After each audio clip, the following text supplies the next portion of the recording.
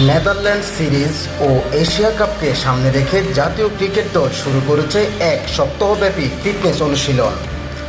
6 August থেকে শুরু হওয়া এই ক্যাম্পে রোববারের 10 আগস্ট কার্যক্রম মূলত স্প্রিন্ট এবং 1600 মিটার দৌড় ছিল প্রধান আকর্ষণ।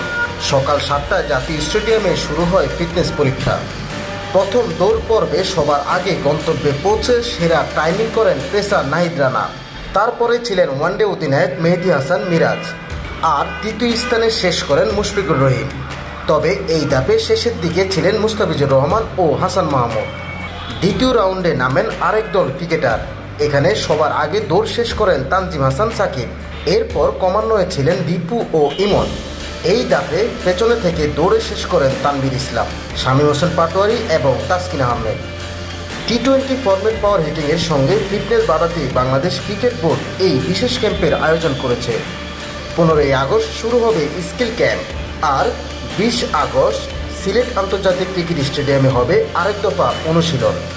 আগামী 30 আগস্ট নেদারল্যান্ডসের বিপক্ষে 3 ম্যাচের টি-20 সিরিজ দিয়ে মাঠ নামবে টাইগাররা।